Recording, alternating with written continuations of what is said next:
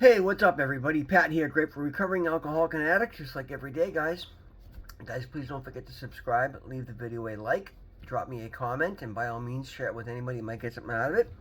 Other than that, guys, today's video is going to be entitled Prayer in Action. Very important, right? Prayer in Action. This is our road to spiritual recovery. We change every day. This growth is not the result of wishing, but of action and prayer. Our spiritual condition is never static. If we are not growing, then we are decaying. If we stand still, our spiritual progress will lose its upward momentum. Gradually, our growth will then halt. Our growth will slow, then halt, then reverse itself. Our tolerance will wear thin. Our willingness to serve others will wane. Our minds will narrow and close. Before long, we'll be right back where we started, in conflict with everyone and everything around us, unable to bear even our own selves. Our only option is to actively participate in our program of spiritual growth. We pray, seeking knowledge greater than our own from a power greater than ourselves. We open our minds and keep them open, remaining teachable and taking advantage of what others have to share with us. We demonstrate our willingness to try new ideas and new ways of doing things, experiencing life in a whole new way. Our spiritual progress picks up speed and momentum, driven by the God we are growing closer to each day. Up or down, it is one way or the other, with very little in between. Where spiritual growth is concerned, recovery is not fueled by wishing and dreaming, but by praying and action. The only constant in my spiritual condition, the affirmation is just for today. The only constant in my spiritual condition is change. I cannot rely on yesterday's program. Today, I seek new growth through prayer and action. Sums it up pretty well, guys. It is an old saying that says you can't stay sober today on yesterday's AA or, switch, whatever programs or whatever groups you're part of. And it's absolutely true. And that's a big part of why I continue to get on here and do these videos every day, because again, everything I've done up until yesterday will not keep me sober today. It will give me a good footing from which to start my day. But as I talk about constantly, and as I recommend constantly, I don't get out of bed. I don't answer my phone. I'll get out of bed and use the bathroom, but I don't start my day before I've said my prayers, right? And oftentimes I'll meditate. I end my day every night by saying all my what I call my big prayer spread that I do morning and night, and then I take my shower, and then I come back and I say another quick prayer, and I get into bed and I do a meditation, and then I do subliminals while I sleep. And that's just me. I'm not saying you got to do that, but I do all of that because I understand it was my mentality that kept me stuck in active addiction for 40 years. That's terrifying to me. I don't ever want to go back to that. My life today is shockingly different, and I'm so happy for that, guys. I'm telling you. There's a very good reason I do everything I do in recovery, because I like who I am today. I like the life that I'm leading today. I like the opportunities that my life is affording me today. Guys, I've started the business, and again, in the past, I've never made it to a junction of where I'm at in my business today, between picking up the size of the jobs that I'm doing, the fact that I'm legal and I'm paying insurance and I'm renting a garage, and everything legit and legal, guys. Everything's on paper, everything's billed properly, everything's run through bank and taxes, and like I'm 100% legit, and that's something I've never ever been able to say, and I would have never got to that point. But the day that I got out of rehab, I couldn't have started all of this, and I wouldn't have gotten it. If I did, it wouldn't have made it the way that it is. But I took the time I needed through prayer, and then taking proper action after praying and meditating on every idea I had, and playing the tape through on every action before I took the action to make sure it made perfect sense, or not perfect sense, but made sense for me, or was I doing it to help somebody else. But as long as the overall action taken was going to be good for both myself or somebody else, and if it was good for somebody else, as long as it wasn't directly hurting me, then that's perfectly fine too, because that makes me feel good. Guys, the reason I say it's not I say that it is a spiritual program, because it covers all bases of my life. That is why I'm enjoying immense success today, because I've applied this to every area of my life. It's mind-boggling to me the way that I used to think, and I used to think that the way I thought was okay. Somehow I thought I was exempt from all the basic rules that govern whether or not we're good people or not. I always had a good heart, yet I was out there doing terrible things and making horrible mistakes and getting thrown in jail constantly and ended up homeless and cutting people out of my life because I was doing terrible, terrible things. I was thinking terrible, terrible things. I was treating myself horribly. I didn't think my life had any value unless I was producing for somebody else to make somebody else happy. I never thought that making myself happy mattered other than instant gratification of numbing myself so I didn't have to think. And that's the thing, guys. So early in my life, I ended up with so much negative momentum that I could never fully get ahead. Well, I mean, I could have. I never did fully get ahead of it. So I would medicate myself, and I would try to do the best I could within certain parameters that were still wrong. Were just still either illegal or sideways or just not doing what was right to me. So I had to medicate myself more and more to be able to work within those parameters so that I wasn't feeling so horrible about myself that I couldn't even bother to do it. Which is why I decided to turn my will over to my higher power, whom I choose to call God. And guys, I don't say that. Like, I know so many people say, oh, turn your will over, turn your will over. It's an actual action step you can do, and you do it through prayer and meditation, and then taking good action on the ideas and answers you get through prayer and meditation. I mean, you'll notice I talk about this an awful lot in this channel, because it is the most powerful thing that every single one of us can do. Like, we can't all win the lottery. We can't all go out and, make $1 million a week, but every one of us can start to make our lives better by creating and building a conscious contact relationship with our higher power. Call yours what you will. I'm not trying to say mine's the best. Mine is mine.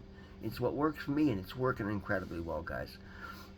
It is amazing how much I actually get up and enjoy my life. And the thing it is, guys, like we talked about, this reading talked about, it's not static. I can't rely or continue to just do enough. If I do, then eventually I'm going to go backwards because I'll get bored in that. So what I understood that. So I burnt everything to the ground, including my own inner, my own personality. Basically, I let everything go. I said, you know what? Let me start fresh. Let me just eliminate everything. And I did that through praying to God to remove my shortcomings, to let me get over the things that addled my mind or the things that biased my way of thinking. And it worked incredibly well. I'm shocked that I'm able to do the things I'm able to do. Literally, I can honestly sit there and tell you that I'm a different person than I was. And I know it's something you hear a lot. But when you truly reach that place, it is so freeing. It is so empowering. It is so satisfying. And it is something that allows you to build self-respect. And that's something I was so lacking, guys. And that was a painful, painful thing for me. I was torturing myself constantly because I didn't think I deserved any better than that. And every one of us do. I mean, unless you're, a narcissistic psychopath that's doing terrible things to somebody else that needs to be put in jail, you deserve to live a good life if you're doing the very best that you can with what you have. And it's literally, what it is, guys, it's the small behaviors. You start doing the right thing because it's the right thing to do, not because somebody's looking at you and not because somebody's going to reward you. That instant gratification has to go out the window. You got to stop playing the long game when it comes to recovery, which means just getting up every day, being introspective, seeing what's on your plate.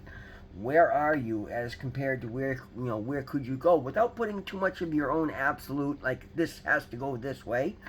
Because so oftentimes, particularly those of us that have suffered in addiction, what we think is important is really not important, guys. And as you go, the things that you think are the least important things in the world will become the most important things.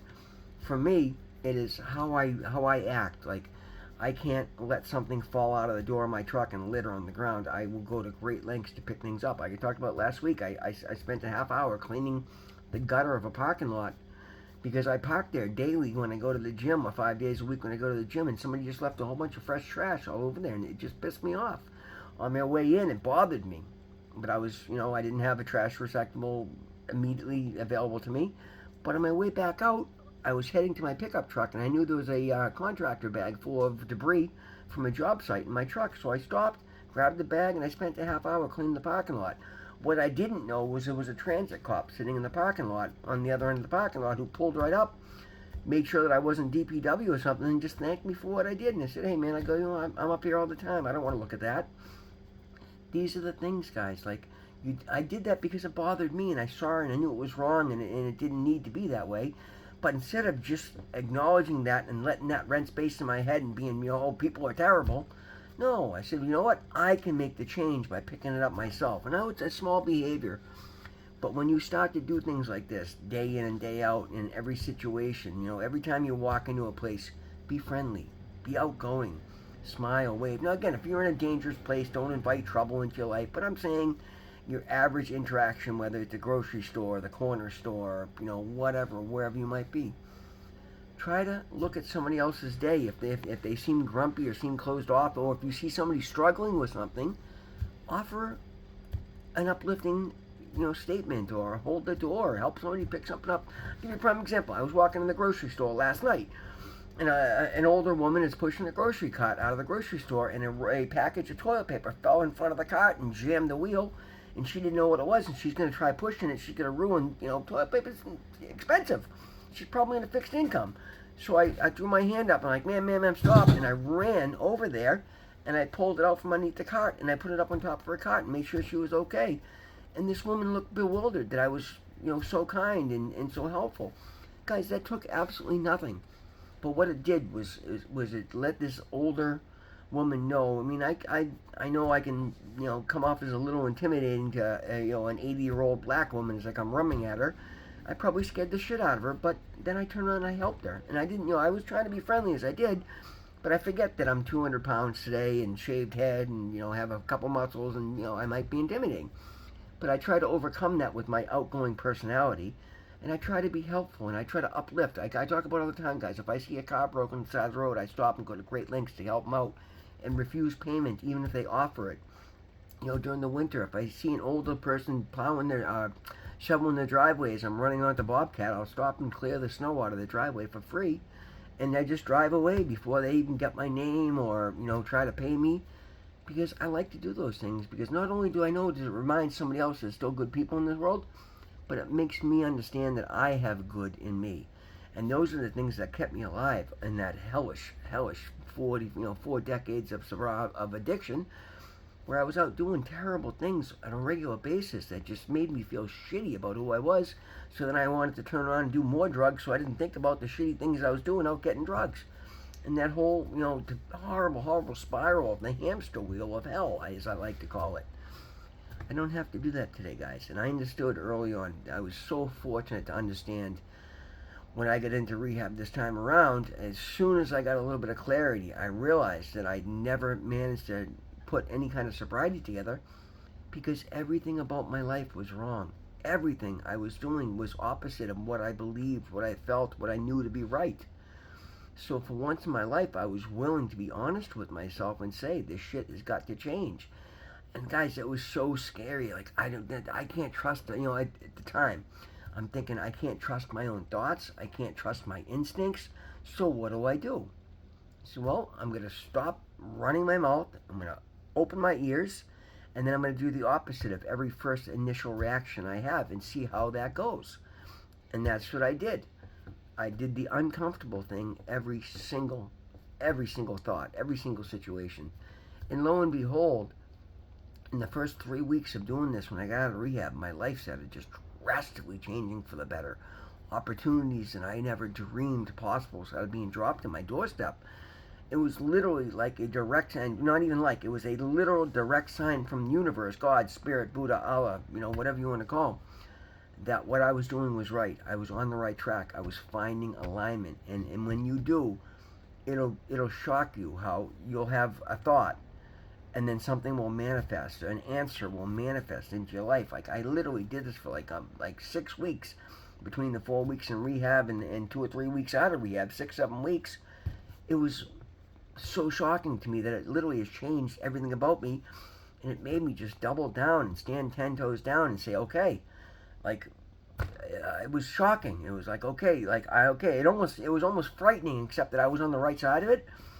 But to feel that seen and that heard and that understood, and it just made me say, okay, I'm onto something here. I'm diving in with everything I have. And that's what I've done is I got up every day and just done everything I can to be the very best person I can. And every time I plateau and reach a new level, I look around and say, okay, where else can I make an improvement? And what I've done is little by little, I've just added more things to my routine. So my spiritual growth has never stopped, but it's just ascending at this shockingly fast rate because I'm adding new layers to it daily, weekly, monthly, nightly, you know. Every time I see something or feel something that seems good, I go on it. And then as soon as that gets comfortable, I add more to it. And that gets comfortable, I add more to it. Every time, and the thing it is, guys, the more you do that, the faster anything out of alignment will just scream abnormal, abnormal, not right, old behavior, you know, whatever. And it makes it incredibly easy to correct. And guys, what's happened is as I go better, I look at myself in a better light. I feel better about the person that I am. I feel stronger and more comfortable sitting on camera, guiding and helping other people. As God puts more people in my life for me to be able to guide and reach out and find resources and help them and find literature and information. Then not only do I learn, but then I learn right along with everybody I'm guiding. Every question somebody asks me, everything somebody asks me about is an opportunity for me to learn something else for myself and to pass it along to somebody else. And now here we are 7.5 months later, and I'm like, who am I? What happened? How is this possible? And everybody that knows me is completely shocked. Those that have known me better than I knew myself are like, well, it's about time. This is what we've seen in you for decades. We're so proud of you that we're actually finally doing it. And that's like the best feeling in the world. The compliments. And again, it's not about anything else. It's about me, how I feel about myself and my relationship with my higher power. But guys, I'm a human being. Of course, I enjoy being told a million beautiful things every week. That I look good, that I look better, I'm smarter, I'm clearer, I do better work, I give better service. And then the monetary rewards. And that's the thing, guys. I've done this because it's the right thing to do, whether somebody's looking or not.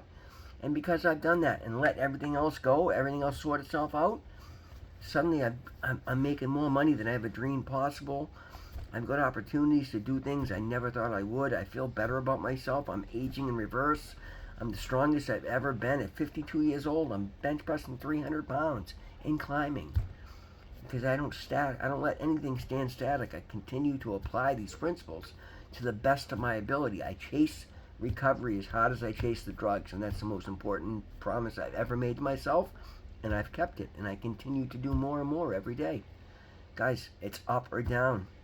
It's not static. You decide, do you want to keep pouring into yourself and growing your spiritual program? If you do, and you continue to, eventually, depending on how much shit you got to wade yourself through, but eventually you'll get through it, and your life will become shockingly good.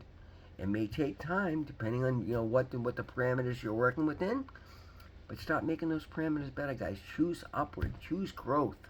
Choose to apply yourself and be the best version of you possibly can. And I promise you things will get so much better. Guys, always remember, God loves you. I love you. Thank you so much for being here. We'll see you in the next one.